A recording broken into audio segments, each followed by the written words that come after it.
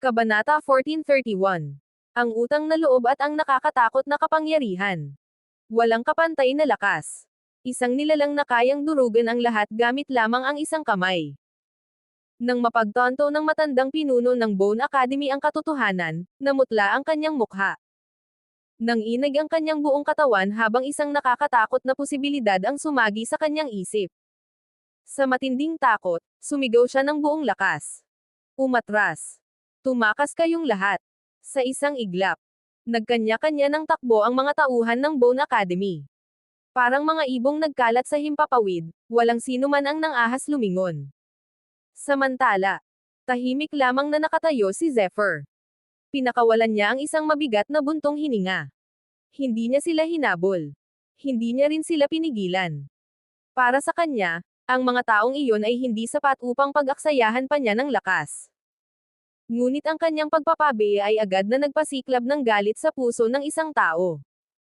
Nanginginig sa puot si Qing Linglong. Namumula ang kanyang mga mata habang mariing sumigaw. Bakit mo sila hinayaang makatakas? Alam mo ba kung ilang miyembro ng aming angkan ang pinatay nila? May pagkakataon kang ubusin silang lahat. Bakit hindi mo ginawa? Sunod-sunod na tanong. Sunod-sunod na paninisi. At bawat salita ay tila matalim na kutsilyong ibinabato kay Zephyr. Dahan-daang nanliit ang kanyang mga mata. Lumamig ang kanyang mukha. Pagkatapos ay malamig niyang sinabi. May obligasyon ba akong gawin iyon? Natahimik ang paligid. Ano ang kinalaman ko sa buhay at kamatayan ng inyong mga kamag-anak? Parang binuhusan ng malamig na tubig si Qing Linglong. Ngunit hindi siya umatras. Sa halip ay nagpatuloy siya. Iniligtas namin ang buhay mo. Kung hindi dahil sa amin, matagal ka ng patay. Hindi mo ba alam kung paano tumano ng utang na loob? Sa sandaling iyon, isang malamig na aura ang kumalat mula kay Zephyr. Mas malamig pa sa hangin ng taglamig. Mas mabigat pa sa bundok. Unti-unti niyang itinaas ang kanyang tingin. At sinabi ang mga salitang nagpatahimik sa lahat. Nagkamali ka. Si Manyo at Beer lamang ang tumulong sa akin. Kayong lahat. Wala kayong ginawa. Parang kidlat na bumagsak ang mga salitang iyon. Napatingin ang lahat sa isa't isa. At sa kanila naalala. Sa buong panahon ng pananatili ni Zephyr sa kanilang lugar. Ni minsan ay hindi nila siya inalagaan. Ni minsan ay hindi nila siya tinulungan. At lalo nang hindi nila siya itinuring na mahalagang tao. Biglang namutla si Qing Linglong. Ngayon lamang niya napagtanto ang kanyang pagkakamali. Ang galit ang bumulag sa kanyang katwiran.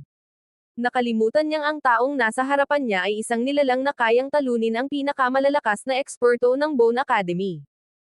Kung gugustuhin ito, madali rin silang mawawala sa mundo. Patawad. Mahinang bulong niya. Punong-puno ng pagsisisi ang kanyang mukha. Ngunit para kay Zephyr, wala nang halaga ang lahat ng iyon. Ang mga maliliit na alitan ng tao ay hindi na mahalaga sa kanyang antas. Dahil para sa isang dambuhalang elepante. Ano nga ba ang halaga ng galit ng isang langgam? Muling bumigat ang katahimikan. Pagkatapos ng ilang sandali, nag-ipon ng lakas ng loob si Qing Linglong. Yumuko siya ng bahagya at nagsalita. Ginoo. Maaari po ba ninyo kaming ihatid pabalik sa aming angkan? Ngunit, pagkatapos ng lahat ng nangyari, pagkatapos ng mga salitang kanyang binitawan, handa pa kaya si Zephyr na tulungan sila? O tuluyan na ba niyang tatalikuran ang kanilang angkan? Ano ang magiging kapalit ng isang hiling na huli na ang pagsisisi? May mas malaking panganib bang naghihintay sa kanilang pagbabalik? At bakit tila may lihim na iniisip si Zephyr na hindi pa niya ipinapakita sa sinuman? Abangan sa susunod na kabanata. Kabanata 1432. Ang presyo ng tulong. Tahimik na tumanggo si Zephyr. Maaari. Biglang lumiwanag ang mukha ni Qing Linglong. Ngunit bago pa siya tuluyang makapagbunyi, muling nagsalita si Zephyr. Pero, ano ang kapalit para sa akin? Parang binuhusan ng malamig na tubig si Qing Linglong. Naputol ang kanyang sasabihin. Sandali siyang natigilan bago marahang nagtanong. Ginoo. Ano po ang inyong nais? Direktang tumingin si Zephyr sa kanya. At pagkatapos ay malinaw niyang sinabi ang kanyang kondisyon. Gusto ko ang kalayaan ni Manyo at Beer.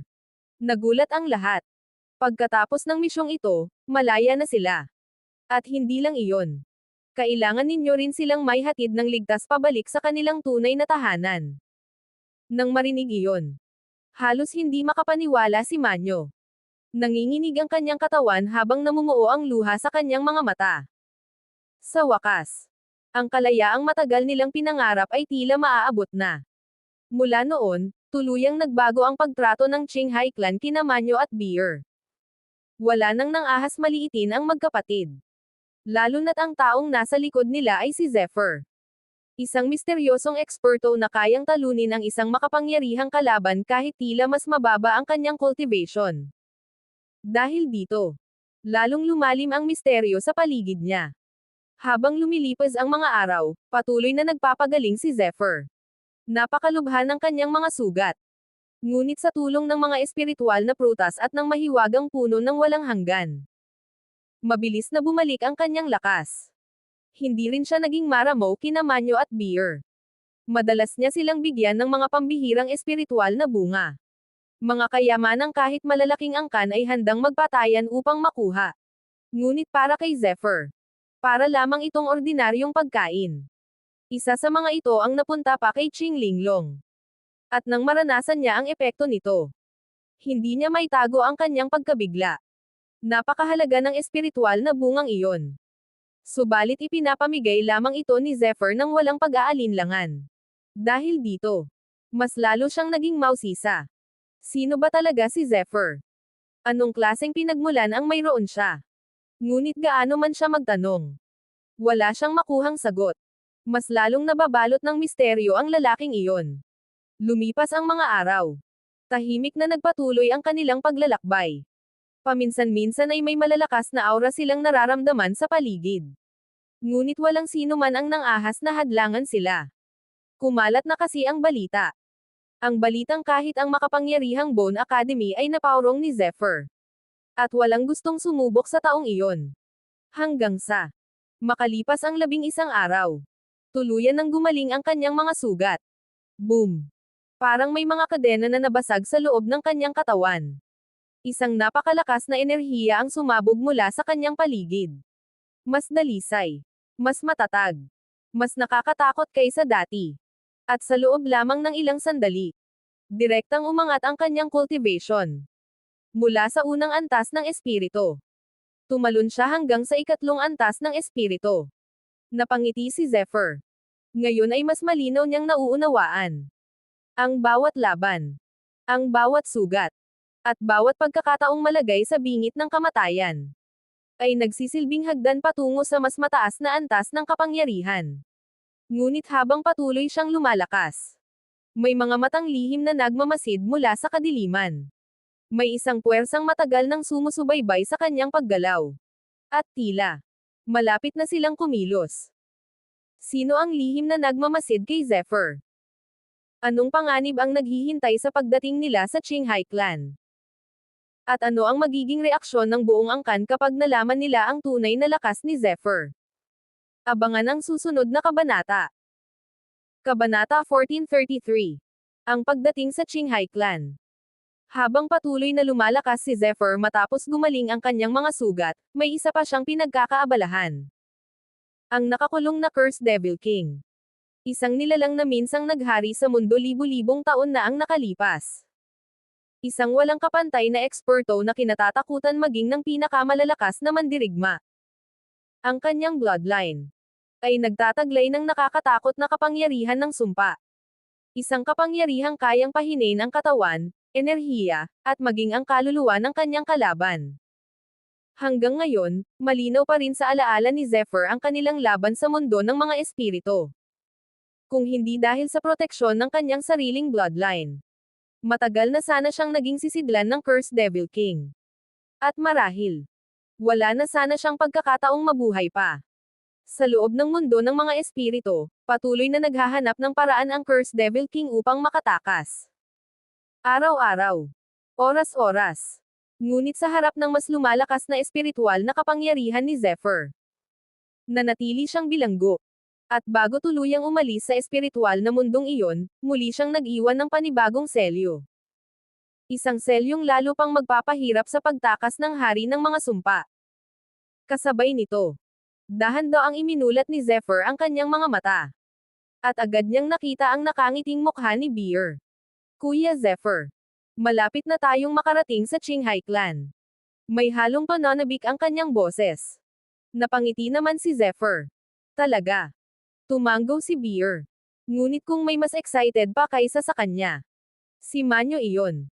Pagkatapos ng lahat ng kanilang pinagdaanan, isang hakbang na lamang at makakabalik na sila sa lugar kung saan maaari nilang simulang abutin ang kanilang kalayaan. Habang ang mga miyembro naman ng Qinghai Clan ay nakahinga ng maluwag. Sa mga nagdaang araw, bagamat nasa tabi nila si Zephyr, hindi pa rin nawawala ang takot sa kanilang mga puso. Pakiramdam nila ay may mga matang nakamasid sa kanila mula sa dilim. Mga matang naghihintay lamang ng tamang pagkakataon upang umatake. Lumipas ang kalahating araw. At sa wakas, huminto ang kanilang karwahe sa harap ng isang napakalaking mansyon. Matayog, marangal, at puno ng kasaysayan. Sa itaas ng pangunahing tarangkahan ay nakaukit ang dalawang salitang nagpapakilala sa may-ari nito. Qinghai Clan.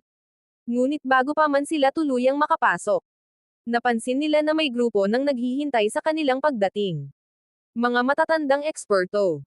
Mga halijing sumusuporta sa buong angkan. At sa unahan ng lahat, isang lalaking nasa katanghaliang gulang na halatang kinakabahan. Nang makita niya si Qing Linglong, agad siyang sumugod pasulong. Linglong. Sa wakas nakabalik ka rin.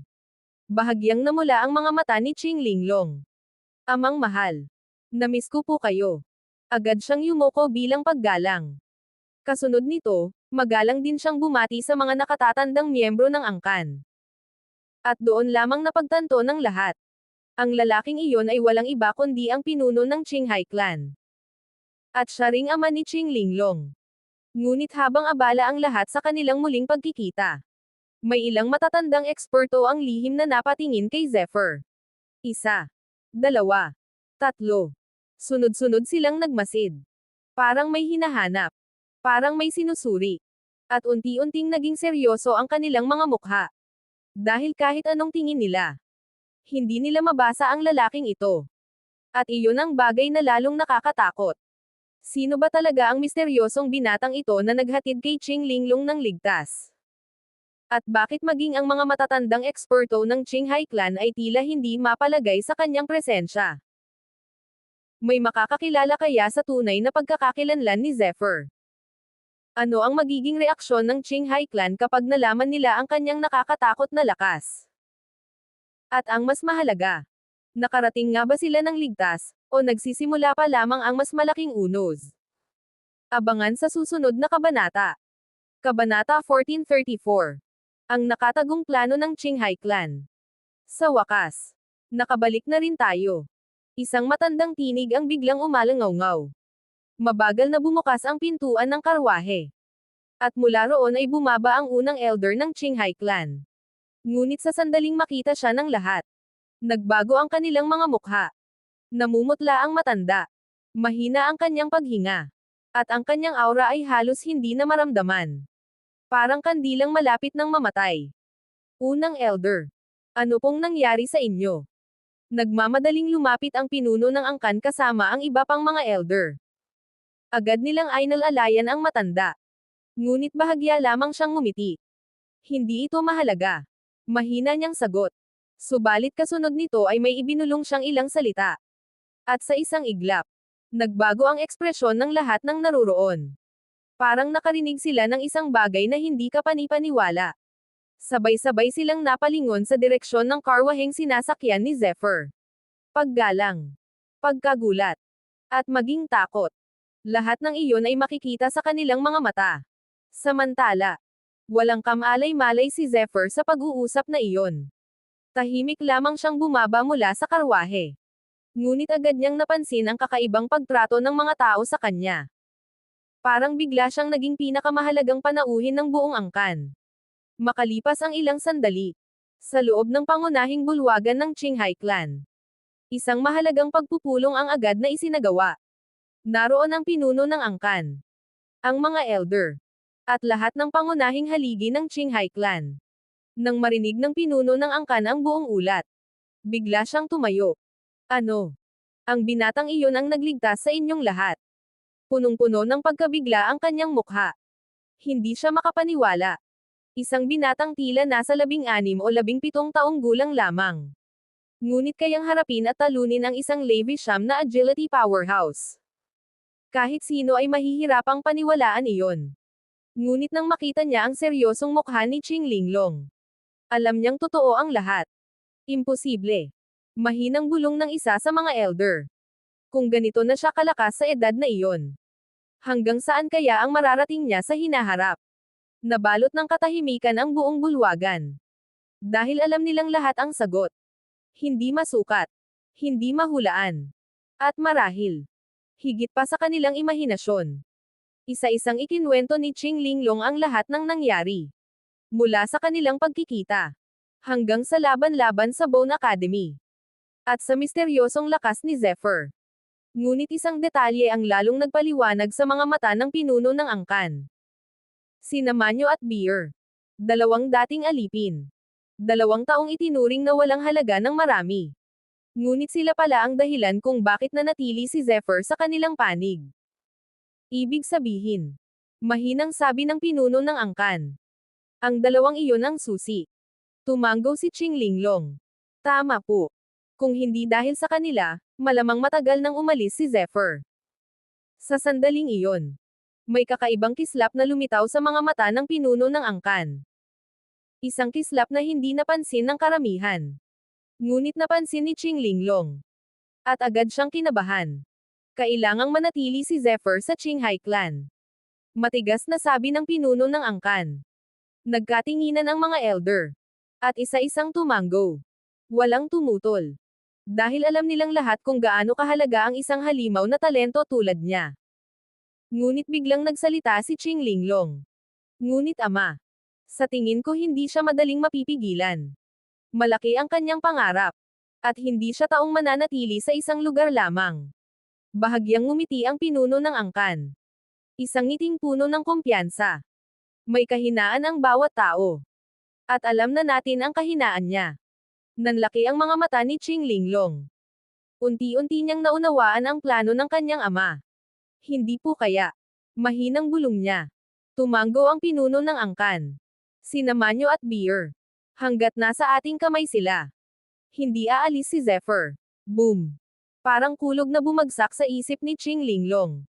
Hindi niya inaasahan na haantong sa ganito ang sitwasyon. Ang kabutihang ipinakita ni Zephyr ay gagamitin ngayon bilang tanikala laban sa kanya. Ngunit ang hindi alam ng pinuno ng angkan. May isang bagay na mas nakakatakot kaysa sa pagkawala ng isang eksperto. At iyon ay ang galit ng isang eksperto. Kapag nalaman kaya ni Zephyr ang lihim na planong ito, mananatili pa rin ba siyang kaibigan ng Qinghai clan? O magiging simula ito ng kanilang pinakamalaking pagkakamali? Ano ang magiging reaksyon ni Zephyr kapag nalaman niyang ginagamit lamang sina Manyo at Beer para kontrolin siya? Susunod ba si Qing Linglong sa plano ng kanyang ama o pipiliin niyang balon si Zephyr? At handa ba ang Qinghai clan sa maaaring kahinatnan ng kanilang desisyon? Abangan sa susunod na kabanata. Kabanata 1435. Ang hari ng mga sumpa. Habang pinagmamasdan ni Qing Linglong ang tiwala sa sarili niyang ama, hindi mawala ang kaba sa kanyang puso. May pakiramdam siyang may mali. Dahil sa lahat ng kanyang nakita. Hindi si Zephyr ang uri ng taong maaaring kontrolin o manipulahin. At ang sino mang magtatangkang gawin iyon, maaaring magbayad ng napakalaking kapalit. Samantala, sa loob ng mundo ng mga espiritu. Boom! Isang duguan at maputlang kamay ang sumiklab mula sa kadiliman. Taglay nito ang nakakatakot na kapangyarihan ng sumpa. Parang kamay ng kamatayan na nagmumula mismo sa kailaliman ng impyerno. Zephyr, mapunta ka sana sa impyerno. Galit na sigaw ng Cursed Devil King. Kasabay nito, umalangaw ang kanyang napakalawak na espiritual na enerhiya. Parang walang hanggan. Parang hindi nauubos. Ngunit sa harap niya, tahimik lamang na nakatayo si Zephyr. Walang takot. Walang pag-aalinlangan. Walang emosyon. Dahan-dahan niyang itinaas ang kanyang kamay. At sa isang kisap mata, lumitaw ang hindi mabilang na kidlat. Kuraaak. Nagtipon-tipon ang mga ito sa himpapawid. Hanggang sa mabuo ang isang dambuhalang banal na sibat ng kidlat. Isang sibat na tila kayang hatiin ang langit at lupa. Boom! Direktang bumagsak ang sibat. At sa isang iglap, tinusok nito ang dagwang kamay ng Cursed Devil King. Ang makapal na enerhiya ng sumpa ay agad na nagkawatak-watek. At tuluyang naglaho. Arg! Umalangaw-ngaw ang nakakabinging sigaw ng Cursed Devil King. Puno ng galit. Puno ng kahihiyan. At higit sa lahat, puno ng desperasyon. Swoosh! Muling gumalaw si Zephyr. Isang sinag ng espiritual na enerhiya ang sumanib sa katawan ng Cursed Devil King. At agad na nagsimulang higpitan ang mga tanikalang bumabalot sa kanya. Zephyr! Ikaw na demonyo! Ano na naman ang binabalak mo? Halos mabaliw na sa galit ang Cursed Devil King. Ngunit para kay Zephyr, karaniwan na lamang iyon. Dahil hindi ito ang unang beses. At tiyak na hindi rin ito ang huli. Noong una, nang pansamantala niyang palayain ang Cursed Devil King mula sa pagkakaselyo. Inakala ng hari ng mga sumpa na nakahanap na siya ng pagkakataong makatakas. Agad siyang umatake. Agad niyang ginamit ang kanyang pinakamakapangyarihang sumpa. Ngunit ang hindi niya inaasahan ay ang paglaban ni Zephyr. At mula noon, paulit-ulit na nangyari ang parehong eksena. Pakakawalan siya ni Zephyr. Paglalabanan sila. Pag-aaralan ang kanyang kapangyarihan. Pagkatapos ay muli siyang isasara. At kapag nakabawi na siya, magsisimula na naman ang lahat. Paulit-ulit. Walang katapusan. Unti-unti. Ang dating kinatatakutang hari ng mga sumpa ay naging parang isang sapilitang sparring partner. Isang buhay na kasangkapan para sa pagsasanay ni Zephyr. At iyon ang dahilan kung bakit lalo siyang nagngingit-ngit sa galit. Samantala, tahimik na nagmumuni-muni si Zephyr. Mukhang mas epektibo talaga ang kapangyarihan ng kidlat laban sa kapangyarihan ng sumpa. Bahagyang ngumiti siya. Sa pag-abot niya sa ikalawang antas ng Universal Nature, mas lumakas pa ang kanyang espiritual na kapangyarihan. Nabuo na rin ang kanyang pangalawang Soul Crystal. At dahil doon, mas marami na siyang kayang gamitin na Soul Techniques. Mas malakas, mas sophisticado, at mas nakamamatay. Dahil dito, hindi na niya gaanong kinatatakutan ang Cursed Devil King tulad noon. Ngunit alam din niya ang katotohanan. Hindi pa niya tunay na kayang talunin ang nilalang na ito. Sa kasalukuyan lamang siya may kalamangan. Dahil nakaselyo ang Cursed Devil King. Dahil mahina ito. Dahil wala ito sa kanyang dating kalagayan. Ngunit kung sakaling maibalik nito ang dating lakas, kahit si Zephyr ay mapipilitang umatras. Pagkatapos ng ilang sandali, ikinumpas niya ang kanyang kamay. At isang napakalaking banal na bundok ang bumagsak mula sa himpapawid. Boom!